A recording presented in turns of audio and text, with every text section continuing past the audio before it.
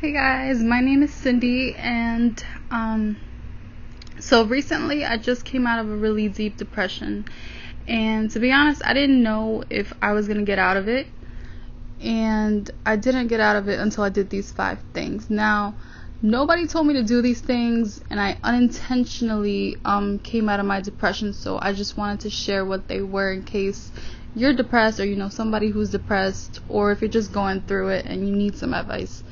So the first thing you should do if you're going through depression is to tell somebody who's caring and gentle. Now, I do recommend also you go to a therapist if you can, but you know, not everybody can afford it, and not everybody has health insurance. But I would say if you have a good friend or like a good aunt, just someone who cares about you, you know, talk to them and, you know, tell them. Don't be afraid to be vulnerable and show, you know, what you're really going through. I remember I had this one friend, and it took a lot of courage for me to reach out to her when I was going through my worst times. I called her, I felt so much better. I was like, why didn't I do this earlier? On me week after week, you know, asking me like, how are you feeling? How's your mental health? And that meant the world to me. And it's just important to have someone to keep you accountable, you know, when you yourself don't feel good. My second tip is to reconnect with yourself.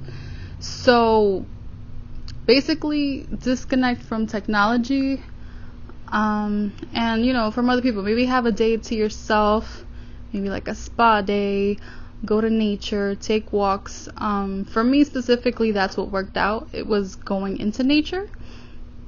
Because when I went into nature, and by nature I meant like a very like foresty park that has like a lot of like pathways and stuff.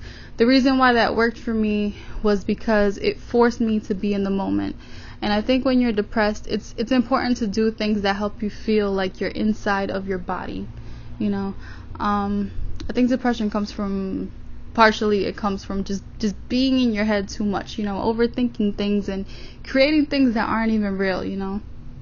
So I really encourage you to reconnect with yourself, maybe have a mood board, and, you know, track, like, you know, what's making you feel the way you feel, you know, maybe write in a journal every day and be like, you know, I felt sad, it got triggered by blank. Just, you know, be aware of your own emotions and, you know, do something in response to your emotions.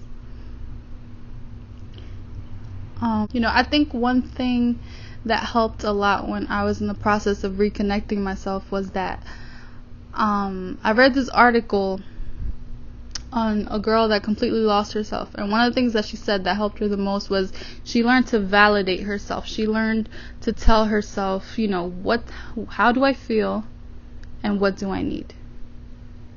You know, because that's often what we expect others to do. But that's something we need to do for ourselves. We need to validate our own emotions. We need to understand why we feel the way we feel. And we need to be able to articulate that. And if you're like me and you struggle with talking about your feelings, I really recommend you write it in a journal and then express it to people verbally. Because that way, in a journal, nobody's going to judge you. It's just you and you, or you and God, you know. When you are able to write about how you feel and articulate it, eventually it's going to be easier for you to express it to other people in your life. Okay, so number three, I would say, is become your own parent or your own best friend. If your best friend was going through it, what would you do? What would you tell them? What would a caring person want someone going through the depression to do? You know, your best friend or your parent isn't going to want to watch you just, you know, sit at home and just wallow in your misery, listening to sad songs, crying, you know, eating ice cream nonstop, you know, whatever it is. You know, deep down, you know, ask yourself what you really need. You know, you might just need to disconnect for a while. You might just need to get off of social media and stop comparing your life to other people. You might need to stop, you know, eating bad foods that are going to make you feel even worse about yourself.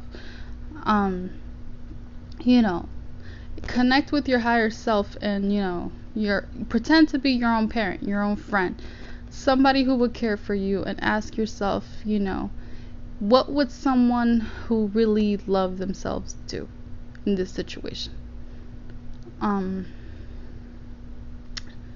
Practice positive self-talk. Tell yourself, I can do this. I can get out of bed. I can eat better today. Little by little, just empower yourself to get through, and eventually it'll become more automatic. Number 4, this is what really broke me out of my depression.